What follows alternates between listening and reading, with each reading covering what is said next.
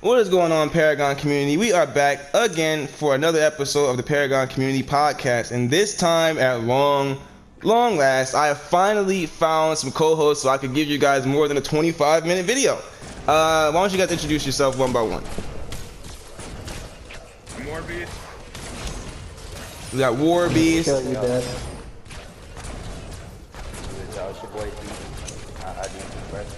How long have you guys been playing this game? So that people get an understand of how much of a veteran you guys are. I've been playing over a year. I'd say about a year. Fairly new. I came in during the alpha, didn't like it because of the whole movie thing. Came back and shouldn't be happy. And I've been here ever since. Oh, so you came in, D came in around you came in on Monolith, so you didn't play too much of Legacy. Nah. Okay, now how many other MOBAs and other competitive games like have you guys ever played? I've played Vainglory, Call of Duty, Battlefield, fucking everything. D, why don't you turn your mic up just a little bit? It's a little hard to hear you. So in this video, guys, what I want to go over, again, the purpose of these videos, is, as always, is just a kind of background noise you guys can listen to while you're out there building the decks and doing what you have to do to be Paragons. Now, recently, it hasn't been too much action going on. As we all know, there's no hero coming out every 3 weeks. We're going to get into that, but first, I want to talk about the V43 jungle changes and no Amberling. Do we agree with this? Do we disagree with this? Let's talk about it.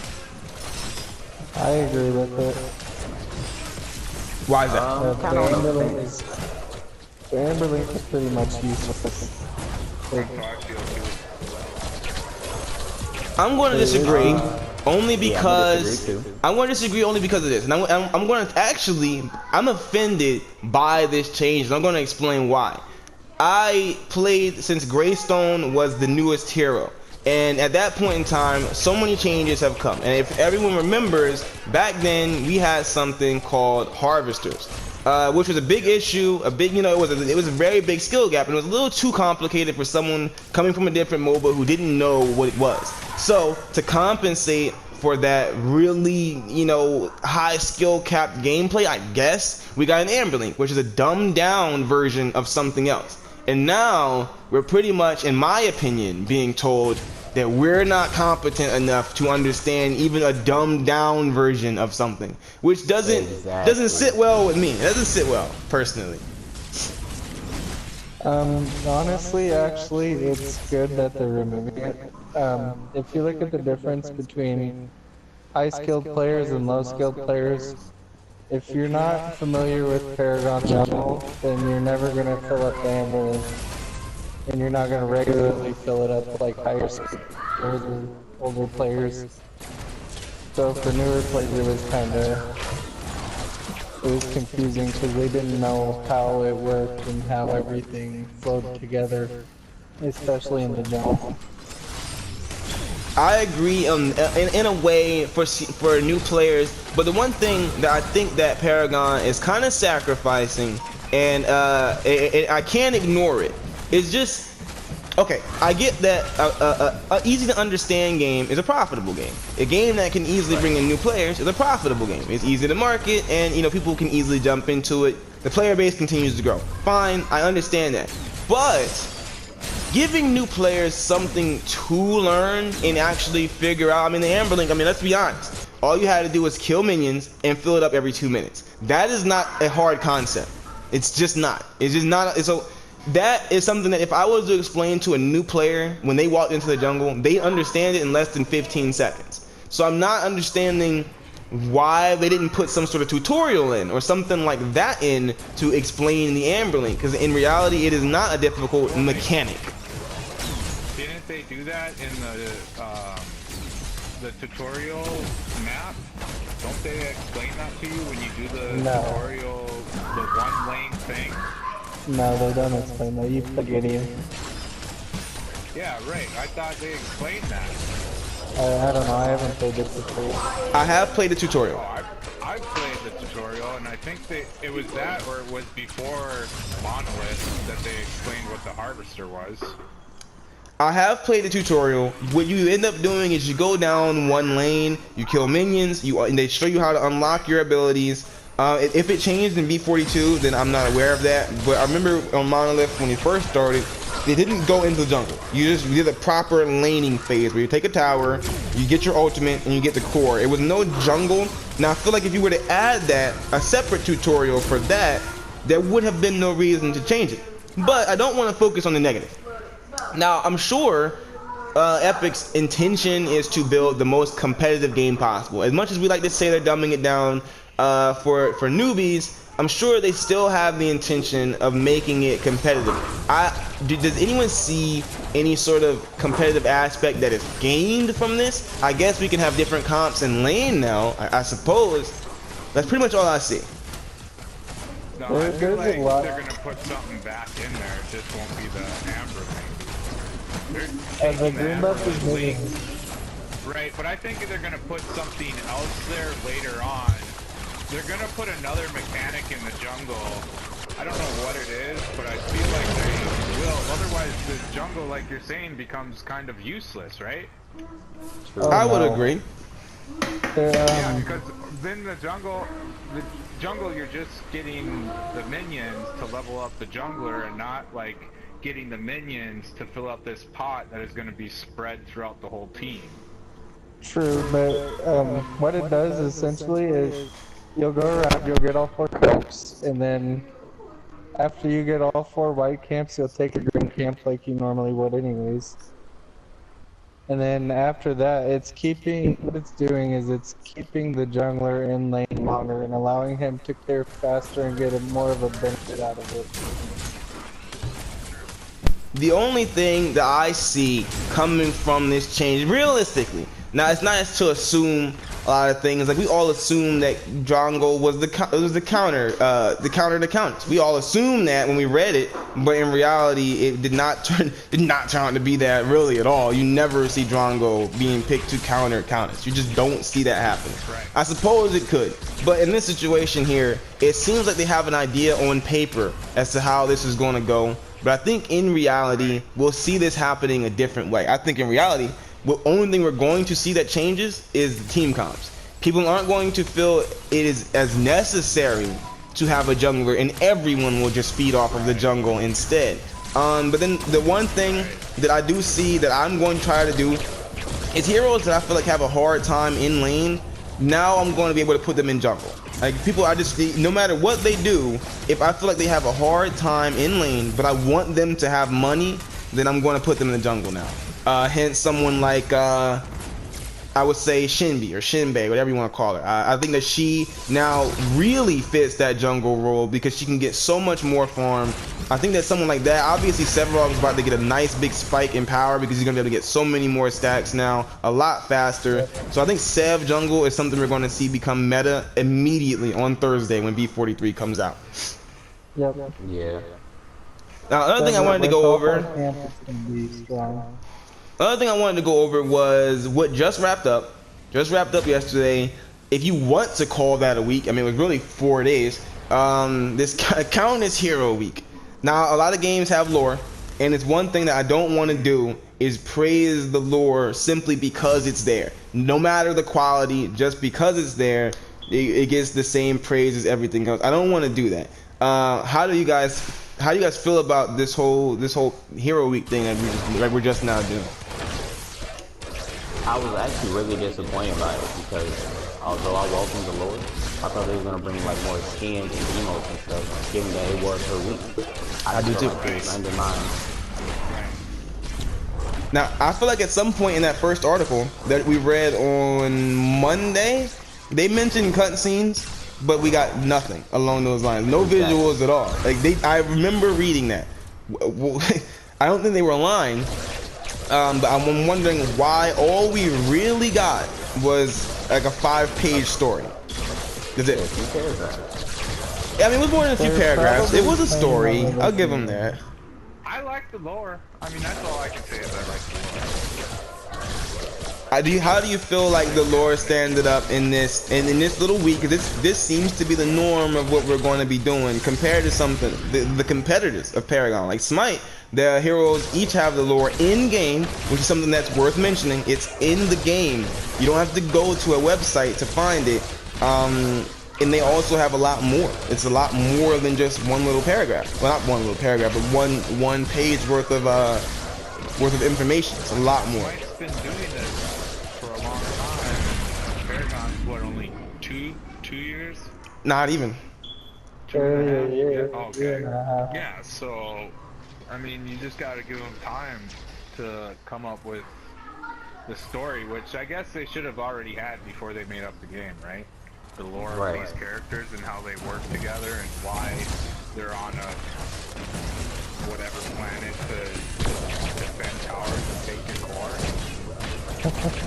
Now, I'm not going to pretend as though lore is necessary for the game to succeed. I'm not going to say that. Right. But they seem to be taking some sort of stand where they're saying, okay, we want this in game. Not even in game. I want to get to that in a second. Because come Hero Week 34, how are we going to find Countess' story? It's not in game. So I don't understand how we get to it after we've gotten far down this path. I don't even see that. So there's a lot of flaws there, and I don't feel as though. Well, I don't feel as though it was a good. Destiny had that. Destiny had that where you had the was it the cards, and then you couldn't read the cards in game, so they had an update. Yeah, the Grimoire cards. You had to go to Bungie.net to read them. Right. So I mean, that wasn't seen as a huge issue, and if the people don't really care about the lore, they just go to the Epic website and find the Countess lore. Now I'm gonna say that I disagree because a lot of the people that I spoke to about it, and a lot of the things that I heard about it, people who cared about the story in Destiny, they were really disappointed that it was only on cards and out of the game, which is why Destiny 2 is Destiny 1.5, excuse me, is getting so much praise because it actually has a story. And that's a good example. It was a game, part 1 set the bar so low that anything part 2 or 1.5 did became amazing. It's being praised simply for having a story. It's like just to have, and that's what every game has a story, but since it has one, he's getting praised now. That doesn't really make any sense to me. I don't want Paragon to do that. I don't want Paragon to continue down this path. If they're going to do these hero weeks, it can't be a short story and then a big bundle sale. That is not enough for anyone to be excited. I still want the stories coming though. I still want the stories. I want the lore of how Greystone and Sparrow, like their uncle and niece, and how she did a Robin Hood thing on the king. So now she escaped to this planet and Greystone, traveled. I want that story. I have to agree. Now I want to ask you guys, how frequently do we need to get, since we're not getting heroes every 3 weeks, how frequently do we need to get these hero weeks for it to matter and be something we get excited about? I gotta say once a week. Yeah, I was gonna say either every week or every other week. I want that story every week, a new story with a hero coming out. Or they just need to do it continuously, have it flow together throughout the week and make connections. Now, yeah, I mean the thing for the week, that's separate from what I'm saying about the lore. I want the lore every week, but that hero week has to be like expanded out, right? Right, I would definitely say that. Now the problem is, if we get more from these hero, like what I was saying, cutscenes, things like that, visuals, concept arts, if we get all of that, I don't think we'll get one every week. But at the rate and what we got, judging by this one, all we really got was a story. I don't see any reason why one person or 2 people from Epic can't give us a story every single week. If it's just this, I don't see why that would be unreasonable. So I have to say that if it stays this way, I feel as though the only way that it's fair is if we got one every week. All it was a story. That's literally it. But I don't think they're going to put something on sale like that every week. I don't see that happening. But that affects their money. So I definitely don't see them putting an entire character's kit and bundle on sale literally every week. Because you would just wait for your hero week to come up instead of buying anything so you can get it on sale. That's what I think. Now, the Countess Hero Week and things like that is supposed to be replacing the hero reveals, apparently. It looks as though that's what they're going for. But before we get into the hero reveals, I want to know who you guys want to see done next for the Countess Hero Week. For not Countess Hero Week, for a Hero Week. What person would you guys like to see done next? Well, I made Miro, so I want Miro. That's what I want. Yuri. To me, she gets no love from Epic at all. She doesn't. Her or Richter. No, she don't get nothing. They're like the stepchild. Skins, no rebuffing or nerfing or change to the toolkit. Nothing. She gets absolutely nothing. It's almost as if she's not even there. She doesn't even have variations. Characters up there, yeah. Yeah, she doesn't even have variations yet.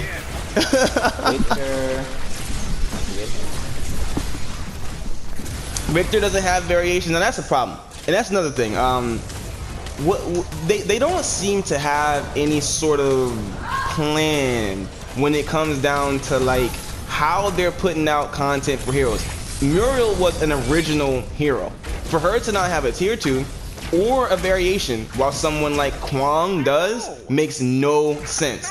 It makes no sense. I want to hear the explanation for this. Because from what I understand, Muriel was done months before Kwang. How did he possibly get a tier 2 before her? I don't understand that. I don't know, man. I think I have the answer, and it's not pretty. If you're heroes that are played the most. Exactly. If a hero is not played often, they're not going to make much money off of making a tier 2 skin for them.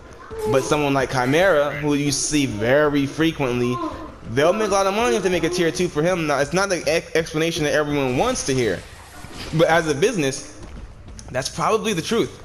If Muriel got a lot more playtime, I have a strong feeling we see something coming out for her. I have a good feeling. I mean, if you think about I'm it, surprised she's not. Yeah, especially in this meta. look She at has the global Sevarog. presence. Look at Sevarog though. It took them almost a year just to come out with his skin for them. And it was just a fucking mask. It wasn't even really. Right. Yeah. So that's one concern I've actually had for a long time. Because I have my favorite heroes, I have people I really like, and then when I see that they're like Richter, he was the first master I ever got. Like I mastered Richter before Monolith, and I just thought he was amazing. Like the satisfaction from getting a successful pull was just something that no other hero gave me until Yin. Reflecting something gives you the same satisfaction. So I really wanted to learn them and master them and just get that kind of playstyle under my belt, And I was under the impression that since he was already in the game, he had been in the game for a while, I could expect something new for him soon, and that just wasn't the case. That just didn't happen, and it still hasn't happened. So, you know, except for the rival skin, if you want to count that, I mean, that's fine. But how long has Richter been out? Since, like, freaking April 2016? And we still have gotten nothing. He doesn't even have, well, I can't say that. He got the Saint Rick thing for Christmas. So, you know what? Which is a bad example. He did get that thing for Christmas that you can't get anymore, by the way, so I don't even know if that counts. You can't even get it. You can't even get that skin anymore. So I don't know, but the way that Epic releases things has always been the biggest problem for me.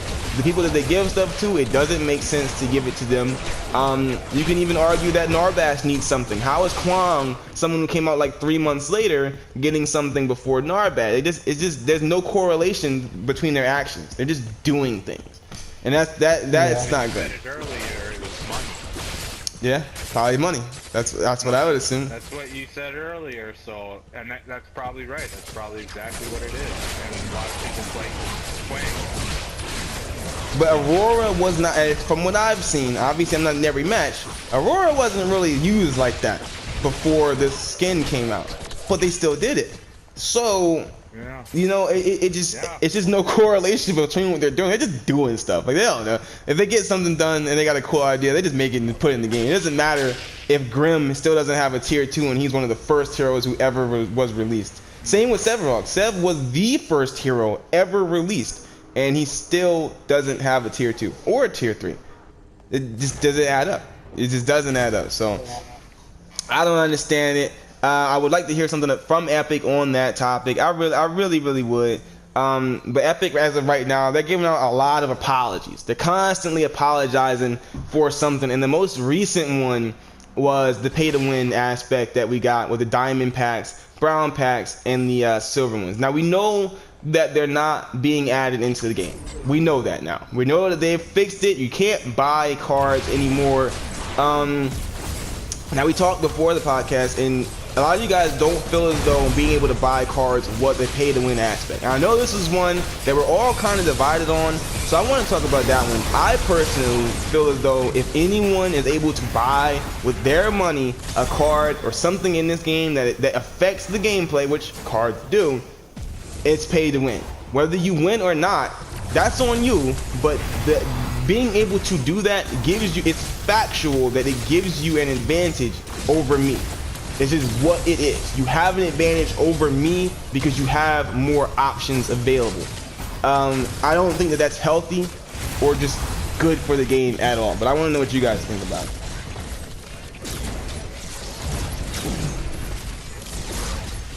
I don't feel like it is.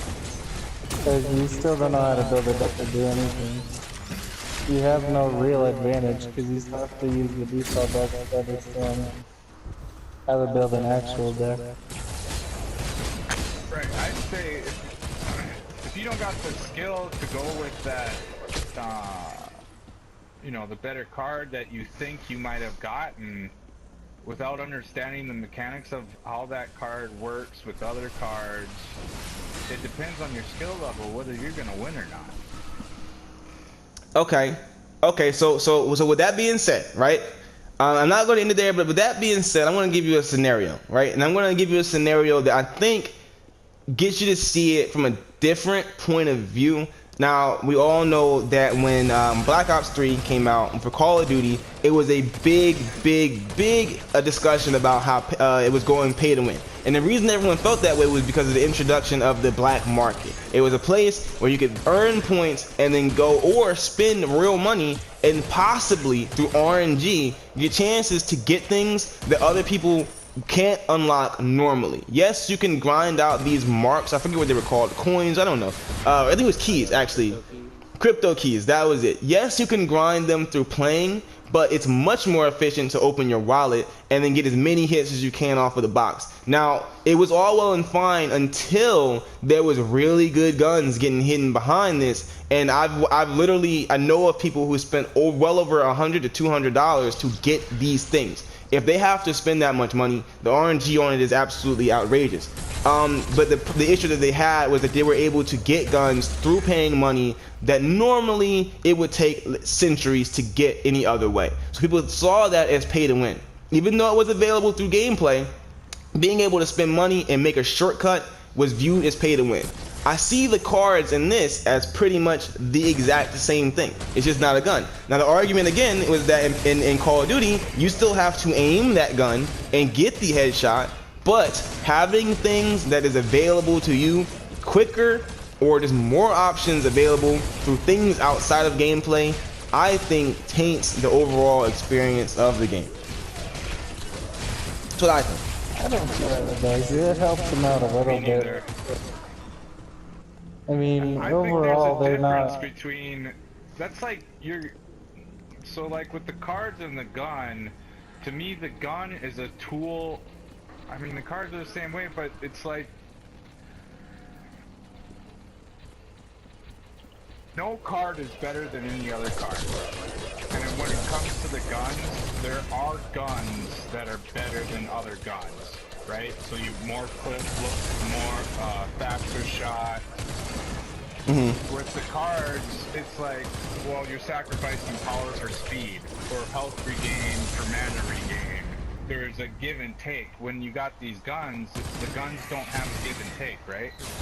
Okay. There's not like counters for guns and shit. I see what you're saying. Right, there's not a right, that's exactly what I'm saying, I guess.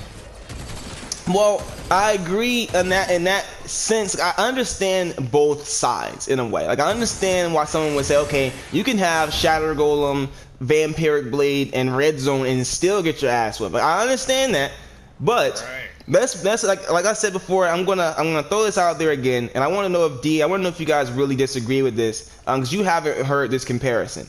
And now we're talking Paragon. Let's say we have 10 new players, and I'm gonna give you 2 examples here. 10 new players start playing this game. 5 of them purchase the diamond pack, and they're all on one team versus the other new players who didn't purchase it. They didn't come with the diamond pack to get 70 chests. 70 chests is serious, to open as many cards as you want. So I fully expect the team that purchased the diamond pack to be the victor. They have more options. You may think that they don't know how to use them, but you don't know if they play other MOBAs. You don't know that they don't know how to use the cards. You don't really know that. They could know how to use the card. They could have gone on YouTube and understood how to make a deck. We don't know that, so we have to assume that they know what they're doing if they went out and spent like $100 and some bucks on a diamond pack to get cards. We have to assume they know how to use them, and if both teams know how to make decks, the team that has all the options and the gems and things to make an actual build. You can't make a lifesteal build when you first get on. You can't make a crit build when you first get on. You can't even really successfully make a tank build when you first get on. But if you have all those cards and the knowledge, you can do anything. You can make whatever build that you want to make. And I fully expect the team with the diamond packs to wipe the floor with the other team. Now, the other argument is that I told him earlier, is you can take the same scenario with 10 veteran players. Now let's imagine a world, we all have all the cards now, I'm assuming, but imagine a world where like 30 or 40 new cards comes out in like V45, and then 5 people will all go buy the diamond pack and get all the new cards, while the other 5 people don't. I expect those veterans to beat the other team, which would mean that it is a form of pay to win. I'm not going to say it's exactly that, because I've played free MMOs where you are literally buying power shit. That's not the case here, but it's definitely teetering the line, and it's definitely an element of it, I would say. Don't forget that in version 43 they are changing the shop system. You'll be able to buy cards with reputation again. This is true. They mentioned this. They mentioned this in the community corner yesterday, I believe. Oh, I didn't watch all of it. How do you feel about that? That you will be able to. It's gonna be like it was buy before. cards with reputation. Mm-hmm. But they're old cards, right? I mean, those are cards that we already have. I think they're gonna run it like they used to run it. I'm not entirely sure, but they did say that you will be able to buy cards with reputation. They didn't give an amount on how much you have to spend, but I'm sure it's gonna be pretty hefty cost. I don't know how I feel. I don't know how I feel about that. Yeah, even with that, I feel like purchasing reputation might end up hurting. Purchasing rep with like coins, you mean?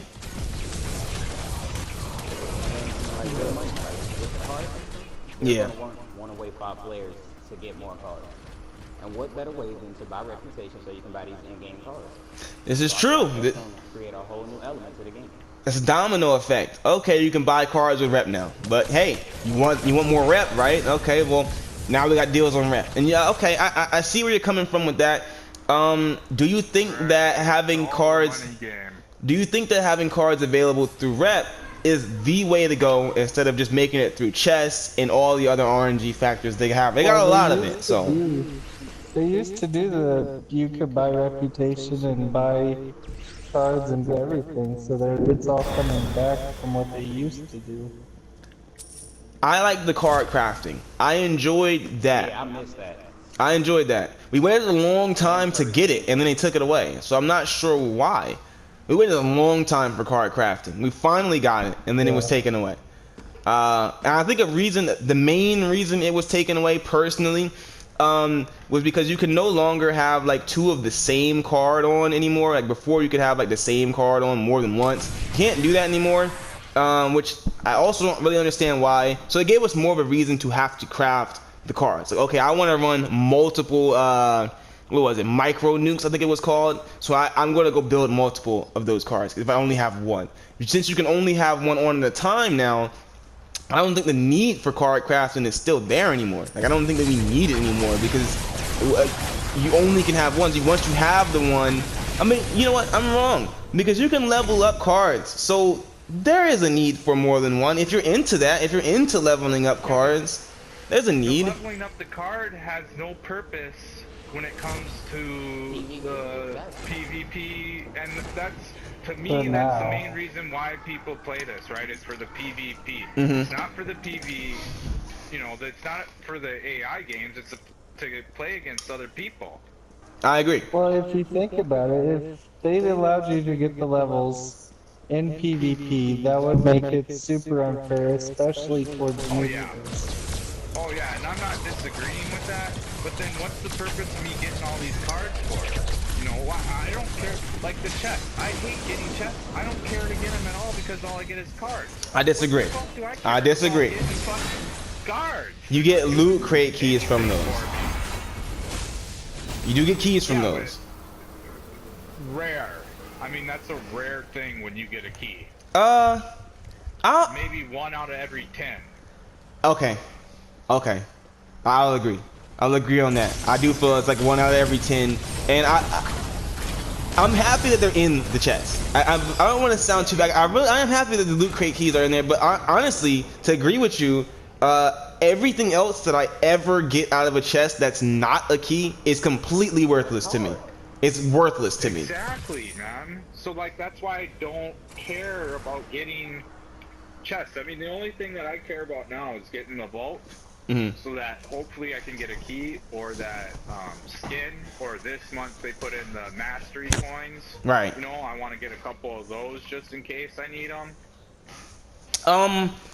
I think that that's a good direction to go in, though. I think that, you know, see, and this brings to the next topic here is just, do you think, because the issue that you're having right now, Warbeast, is pretty much just that you've exhausted the entire beginning of the game. You're not new anymore. Like, you know how to play. You have the cards. So you're at an in-game state. You're at the in-game mode where the cards don't mean much to you. They would mean something to you if you cared about leveling them up. For PvE, it would mean something. But I don't know personally anyone who does that. I got 1 card to like level 9. I do. I got 1 card to level 9. It doesn't matter. I gotta be honest, like I put it on, no one's messaging me like, oh my god, dude, I see that level 9 Shadow Dancer, you're so awesome. Like no one's doing that. No one's screenshotting my silver card to post it online. No one's doing it. So I think it's a good direction that they're going there. But I don't want to say that I don't want to see cards in chests anymore, because as a new player, you love those chests. I'm sure. If you're a new player, you enjoy getting chests. You enjoy getting them because this is your only source of cards, and now you'll be able to spend rep as well. I don't think we need both. That's my only thing I want to say on that is I don't think we need both. I don't think we need to be able to buy cards and have them come out of chests. I don't think both need to coexist. I just think it needs to be more engaging for a player like me at the end, you know, at the end game stage, right? Otherwise, you're gonna lose players. Like, I'm not gonna leave because I love this game, but other people are gonna end up leaving when they don't get that value out of it anymore, right? Right. Satisfaction, or you know, it's just another win to them, you know, unless there's something that's why I want, you know, competition and rank to come out, because I feel, I mean, they've lost a lot of people since version 42. I would agree. I don't know, maybe to do something to recapture the people who have been playing. But you know what, Warbeast? To bring those other people back. You know, I'm going to say to that though, and this is see, it's always, and this is what makes it interesting. This is what makes what they do so interesting, because there's always 2 sides to look at this from. Now, the only reason we feel this way is because this is Paragon. Literally every other MOBA, there is no cards to obtain. You just have an item shop instantly when you start playing. There is no grind for the cards. So we feel exhausted from it, but in reality, every other MOBA, it wouldn't even be something to obtain. They would just have it. So there would be no reason to be exhausted. If you look at it that way, we're at the same spot that we would be at in every other MOBA, if you really think about it.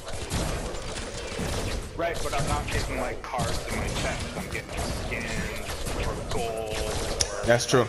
Like, That's true. They had That's gems true. for the the fantasy, like the fantasy football league thing they had for. Yeah, you're right. Cool, I really like that. I think what they need to do, and I've given it some thought. I think what needs to happen, because I think that the card system that they have in Paragon, as much as I have a love-hate relationship with it, I ultimately feel like this is the better route. Not have, like, I hate to say it, but not having an item shop isn't a bad thing. Now, is the card system the way it is what I think it needs to be? No. There needs to be a lot more cards. And when I say a lot, I don't mean 10, I don't mean 20. I mean a lot more per affinity. It should not be 23, it should be more like 70 in each affinity. That's what I personally believe. We need cards that cover everything. They will be adding a bunch of cards too.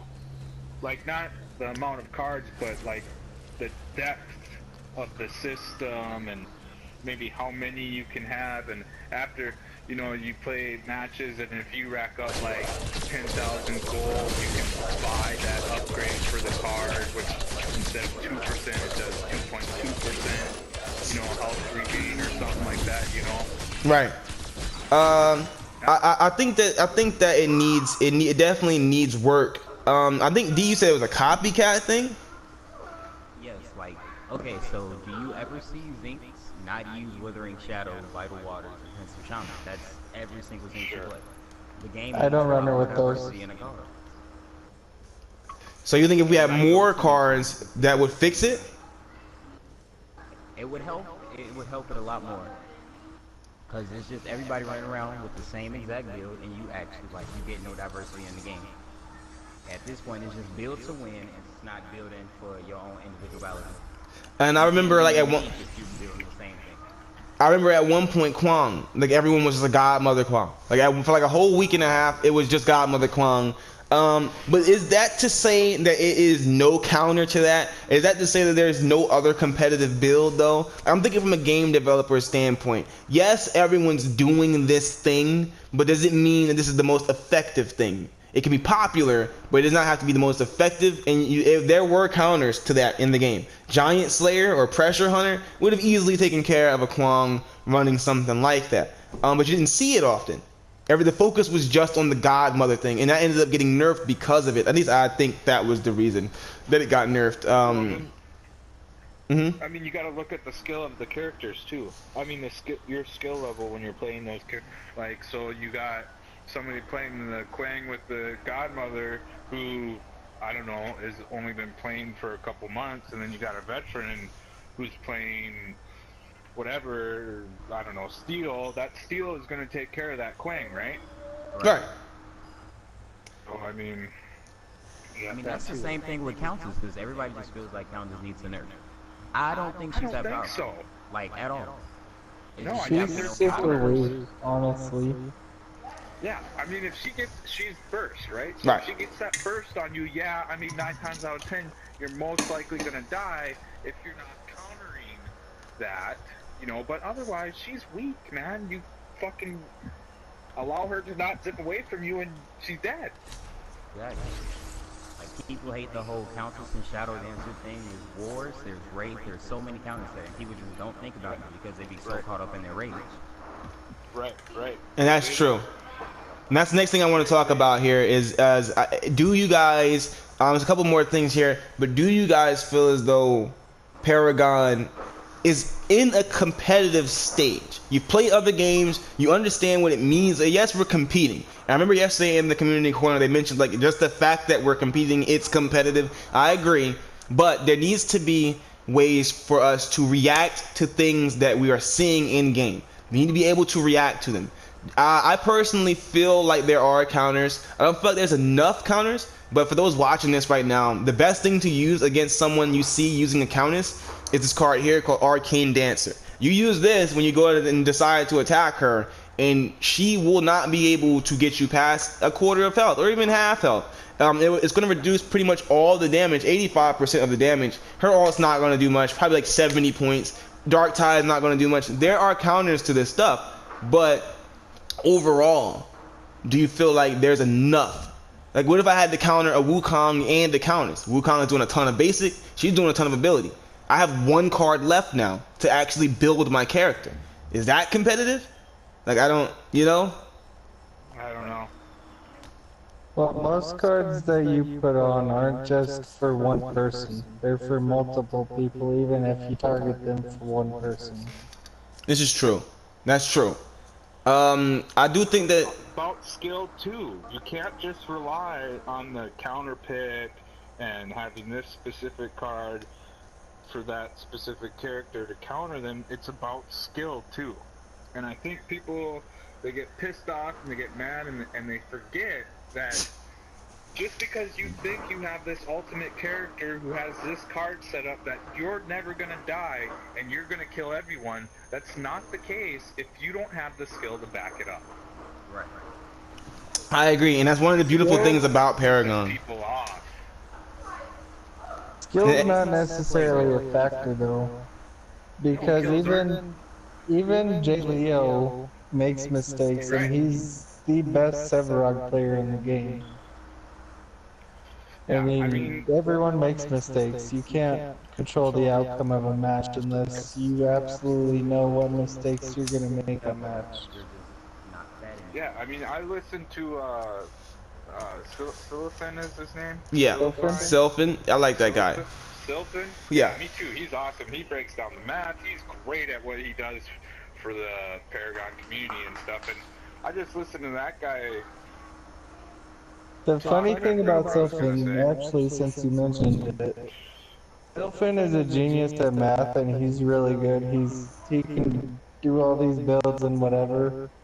But when he goes into a game, he's not a good player, actually. He can't execute. I've seen that. I don't want to talk too much about other YouTuber, but I've seen that. A couple of these guys, that, you know, a lot of things sound good on paper, man. A lot of things sound good when you're sitting in the lobby and you're saying this is going to work. But then going out there, and that's what makes Paragon so unique, you have to actually execute on it. There's a level of execution that has to be there as well. Yes, Richter's pool can pull you from one core to the other, but you have to actually be able to land it. Like, you know what I mean? Yes, it's OP. With the amount of range is OP, yeah, but you have to land it. So I can make my build crippling glare. I can do all of that with Richter, but if I'm not landing the pool, if I can't aim it, none of the cards I have on matters. Which goes back to what you were saying, War Beast, about having all these cards, but if you can't execute, it doesn't matter too much. So that's an example there. But that's my feelings. You have to look at it from the point of a jungler too. Like, you have to look at your build from a jungler's point of view. When I'm playing jungle, when I go for a gank, I have to decide, do I have enough mana? Are they low enough, or are they pushed up enough? Do they have any wards? How many minions do they have? Can I engage safely, or do I have to get away? And you have to factor in all that before you make a successful game. right. And if you can, then you'll more than likely win the fight. And that's how you have to do it with build, because if you don't have the right card at the right time, or you don't have enough farm, or you're behind on levels, or whatever, then it's gonna mess you up and you're not gonna win your fights. Yeah, there's definitely a level of execution that goes into the game, and that brings us to the last topic here. And new players are not going to have the same level of execution, even if they have all the cards. All of us versus a team of new players who has all the cards, they may not be able to land the Bellica stun. They may not be able to land the Narbash stun. They probably won't be able to reflect. They don't know when things are coming. So that the last thing I want to talk about is: do you think, for the future of Paragon, we need to kind of accept that we are veterans? There will be new people coming at the beginning of next year. This game needs to be more approachable. Do you think they should focus on us and giving us these events, these kind of things like this? Or do you think they should just kind of really just dig in, like it seems that they have been doing, just digging in and making it as approachable as possible? Because I tried to play Smite. Going into Smite, I was very fucking confused. And I played MOBAs before. I didn't understand what was really happening. I didn't understand a lot of things that was going on. Even just understanding I had to last hit, it wasn't really too obvious. I didn't really get to see the gold that I was getting. I didn't get to see the effect showing me I got the last hit. It was a lot of things that Paragon does, little tiny things that makes it easier for a newer player. And I just want to know, do you guys think if we should focus on getting people in this game? Because like you said, War Beast, we lost a lot of people in B42. Should we focus on getting more people back into the game? When this comes out of beta, someone like our girlfriend, our wife, can easily come pick up the controller and say, I understand what's happening here. Or should we focus on the people who've been here from the beginning and who will probably stay here and make us happy, or make the casual players happier? Because remember, casual players make up like 90% of this game's player base. People don't play 10 hours a day or 7 hours a day. So... Well, you gotta look at it. When they release ranked is gonna be geared more toward the veterans, where casual is gonna be for new players because they won't be able to access ranked until later on. Yeah, to like level. So they're gonna diversify it so that the veterans feel better in ranked compared to casual. Right. Ranked playlists, I think, would be a good idea. I want to say is that you don't focus on either one.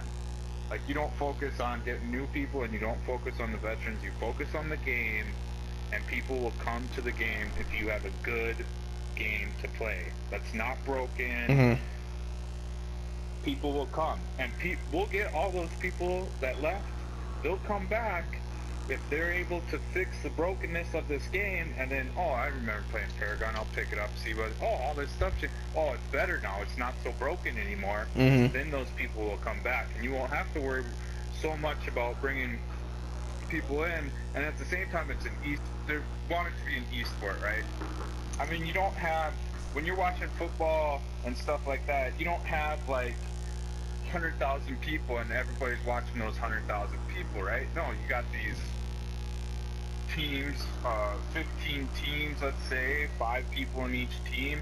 That's, what is that? 75 people? 60.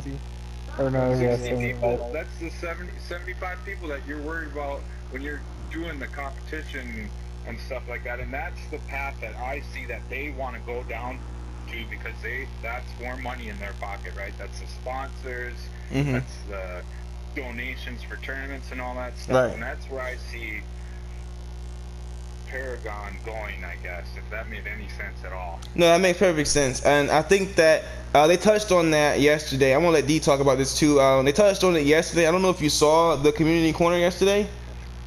I just saw half of it. That's the part where he started talking about Steel. With the bonk shit, when he said he's gonna be able to have a second stun. Yeah, once that comes out, we'll definitely talk about that.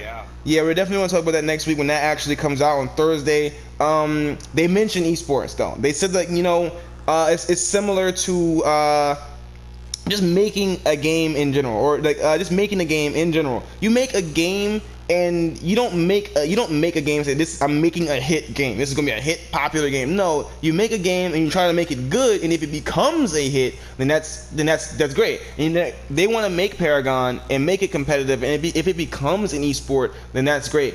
I think the only way that they're going to reach this goal is by making this game easy to understand. Call of Duty is easy to understand. Anybody can look at the screen and understand what the hell is happening. It's not hard.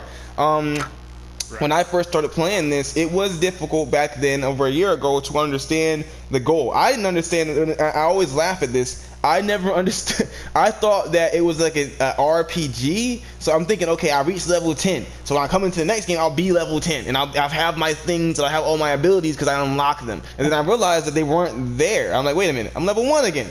What happened to my abilities? I didn't understand that. I know why that was. I'm like, wait a minute, why is this restarting every game? This doesn't make any sense. Things like that should be explained. These little things, it can be very confusing. If you have never heard of a MOBA, and you don't know what a MOBA is, you just think the game looks pretty, then it can be confusing. It definitely can be confusing. So I think they should focus on new players.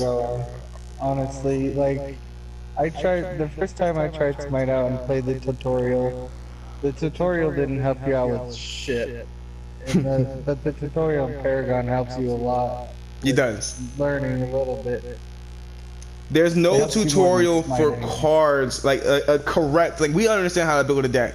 All of us know how to build a deck. Like we want to build a lifesteal deck right now. I'm sure each of you could give me a different build that works for that. But a new player can see that it's lifesteal. They might not even know what lifesteal is. There's nothing that even explains what that is. They don't know. If you're not that familiar with a MOBA, like you don't know what lifesteal even means. So there's nothing that explains how to build a proper deck. Nothing that they tell you how to move things around. Nothing that tells you nothing in this game as of right now. It tells you how to build a proper deck that you can use. These are issues. These are things that should be fixed. And honestly, us veteran players, as much as we complain, much more than the casual players, we figured it out. A casual player probably wouldn't have figured it out. So I think that overall, the focus as of right now, up until the release, should all be on new players. As painful as that is to say, I think that's the right way to go if Paragon is to survive. Because we gotta remember, without players, without money, there is no Paragon. So. Right. But that's it for this one, guys. It's your boy Vontae here from Anti-Social Experiment, and we are going to be signing off. Where can these guys find you guys at, man, online? My Twitch is twitch.tv/KillYouDead48, and my Twitter is @KillYouDead48. All right, and War Beast. Social media. No social media. War Beast now on social media. If you want to find War Beast, you have to come right here. Tune into next week's podcast. D, where can they find you out on social media, man? Y'all can catch me on Facebook at D Tatum. Add me on PlayStation. Follow me on Twitter, Shadow X Gaming TV, and my Snapchat will be coming soon. There you go. And now, every single week, guys, we're going to try to give you guys one of these. This one was a little bit short. It's not too much happening right now after V43 comes out. After next Community Corner comes out, we're going to have a lot more to talk about. Hopefully, we'll have some sort of word on the next Hero Week. Hopefully, we'll have some sort of word on when Terra, the sneak peek hero, is going to come out. More lore and things like that. If you like this video, if you dislike the video, make sure you leave a like or a dislike in the comment below. And make sure you share. I will catch you guys next time.